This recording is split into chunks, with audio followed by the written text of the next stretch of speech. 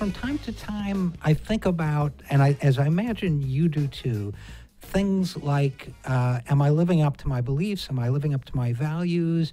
Am I as free of prejudices, biases, racism, other character defects? Or with our next guest, we'll decide exactly what they are, or maybe get a little closer.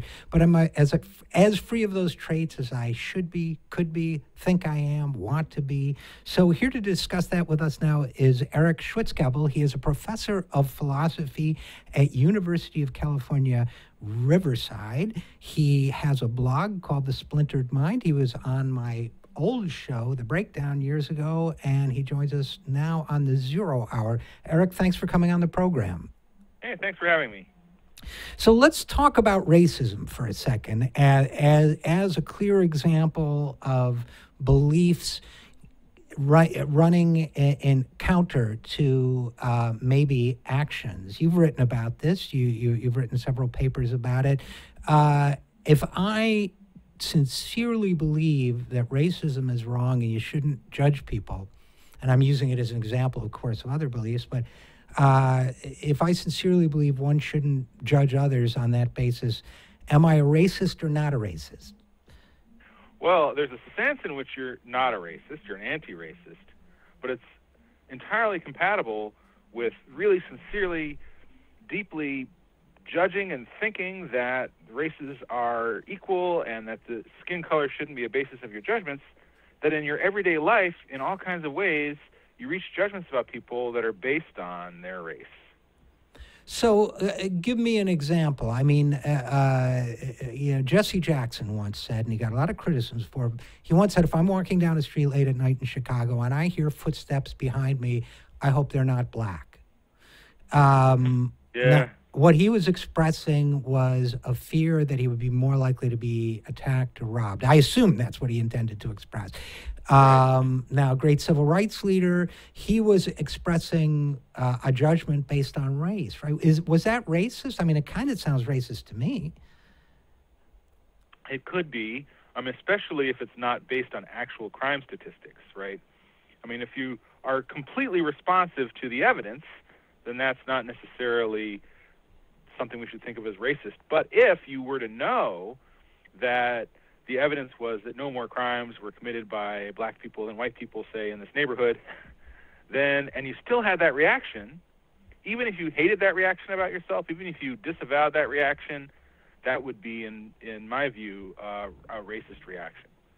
Well, there's an interesting moral question in that even if I have statistics that say that those people in the Jesse Jackson example would be more likely to rob me if they were black, it is not about those particular people, right? So my probabilistic judgment is very likely to be unfair about individuals. But that aside, I hear what you're saying, and I think if I interpret it correctly, and we'll get to the example you've written about, but the hypothetical person, but if I interpret what you're saying correctly, it is possible to be both racist in action and perception and anti-racist in your values. Right. I think that is absolutely right. So you can have someone who's really passionately anti-racist in what they consciously think about things and their reflective judgment, and yet often has racist spontaneous reactions to people, racist assumptions about people, that sort of thing, without kind of outside of her knowledge or control. So you said her, I assume because you're thinking of, maybe you're just being gender neutral, but you have written about a hypothetical figure you call Juliet. And tell us about Juliet. Right, so just to kind of help us think about this, and because some of the empirical evidence on this does have to do with teaching, one case I've talked about a lot is a hypothetical case of Juliet, who's a philosophy teacher who looks out on class on the first day of class, and she can't help but reach judgments, tentative judgments, about who looks like an interesting, smart student, who doesn't look very promising. She reaches these judgments based partly, perhaps without realizing it, on the race of the students, maybe on their physical beauty, those sorts of things. And then empirical evidence suggests that she can be affected by these kinds of judgments in all sorts of ways that influence her teaching. So she might smile at students of one race and smile less at students of a different race.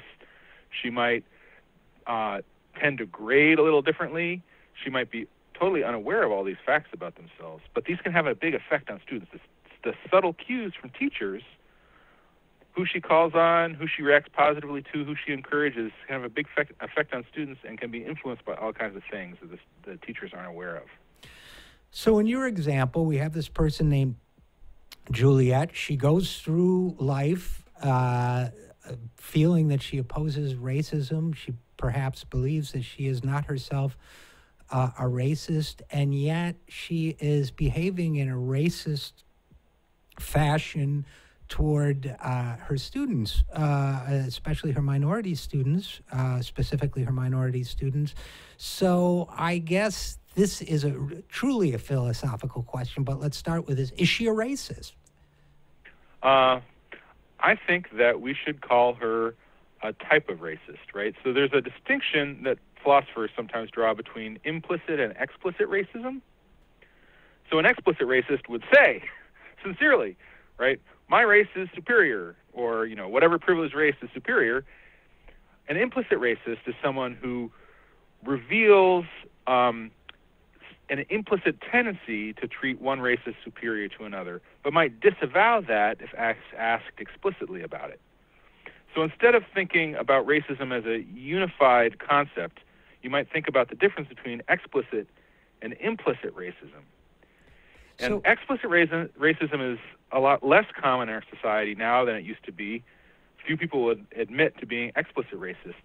But there's a lot of evidence that most people in our society, including a lot of people who are members of races that are often the targets of racism themselves, like maybe Jesse Jackson in your case, right, have some sort of implicit tendencies still toward racist judgments. Yeah, and I think, and I want to give Jesse Jackson a break because he's a great political and civil rights hero. I'm not trying, but a couple of thoughts, and again, we're talking with philosophy professor Eric Schwitzgebel, who blogs at The Splintered Mind.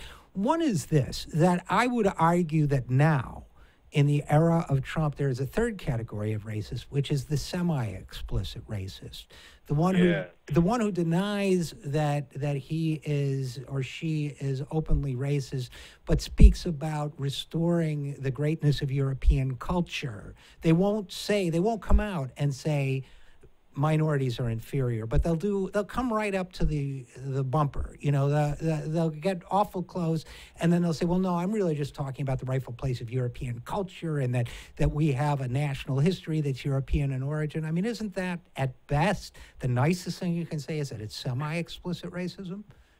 I'm inclined to agree with you about that, and I like that you've introduced this other category, because one of the things that I think is really going on here in these cases is that there's not one single phenomenon that constitutes racism. It's a whole wide range of ways of acting and being and responding to the world.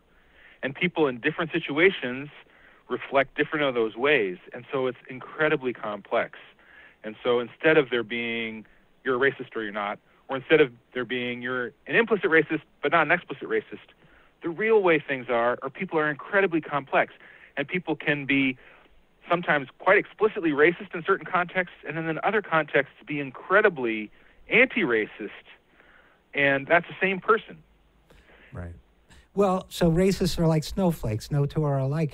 I guess one of the things that here's a real life issue that's a big deal, I think, right now on the left, especially, which is that I think a lot of people of color are doing work pointing out the racism that's still endemic in our society, including among liberals and so on. And I think a lot of times the white liberals react with pain, and either they deny it or they just suffer or they resent it, or there's a spectrum of reactions and they need to process it in some way, to which the people of color understandably and justifiably say, it's not my job to help you process your racism, right. Which I consider to be perfectly true. It's not anyone's job to process another person's racism, much less the victims of racism. So, but what do we do about Juliet? Let's say she's been blithely going through her life, thinking she's a good, open mind. "Love me, I'm a liberal" was the old Phil Oakes song. Thinking the world should love her for her liberalism, and thinking she's a good person. Suddenly, the blinders are lifted from her eyes, and she's devastated. What happens next? I mean, how does she? But she's also got these reactions that may be hardwired into her nature, so that even if she's aware of them, she can't expunge them, at least not immediately. What happens to the Juliets of the world? It is really painful to be accused of racism. I think this is true of political liberals. I also think it's true of most political conservatives, except for the ones who are explicitly racist. But I think we need to kind of, as it were, be ready to hear that when it's charged at us, despite its painfulness. One of the things that I think can take some of the sting away from it without taking too much of the sting away is this, right? So I mentioned beauty judgments from the Juliet case. There's also, of course, sexist judgments.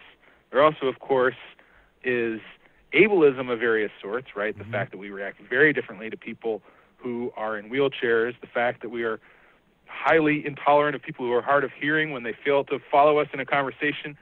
There's a huge range of ways in which we are pervasively biased against what we might think would be our better egalitarian natures.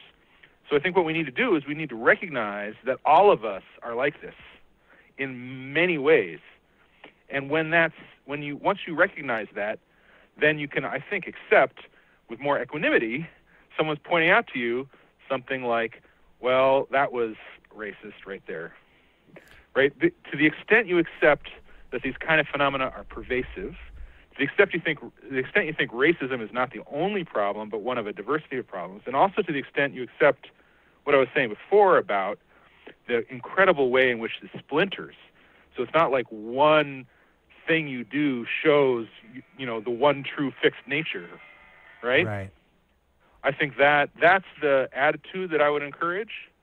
Yeah, that's a great point. The point is that we tend to use words like racist or sexist or as an identification of the core identity and immutable, unchangeable identity of the person, as opposed to something that may change over time and is an aspect of them. So I know you use words like responsibility and accountability. So I guess the bottom line here would be then that, yes, it's painful, but if you were going to be a person who holds yourself accountable and responsible for your behavior, then that pain is just part of the condition of being a responsible human being, right?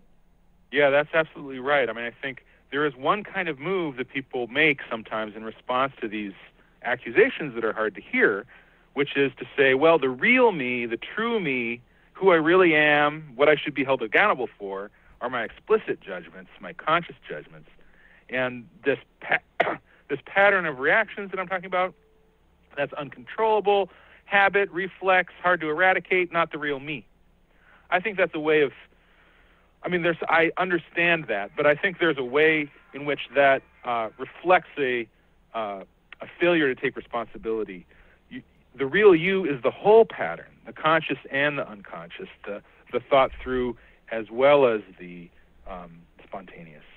Yeah, no, I think this, of course we have to, well, it sure looked like you. I guess that would be my answer. It ain't anybody else. So Right. I think it's a great point. I think I really appreciate your reflections on this subject. Eric Schwitzgebel, professor of philosophy at University of California, Riverside. His blog is The Splintered Mind. Eric, thanks for coming on the program. Thanks for having me. It's been great.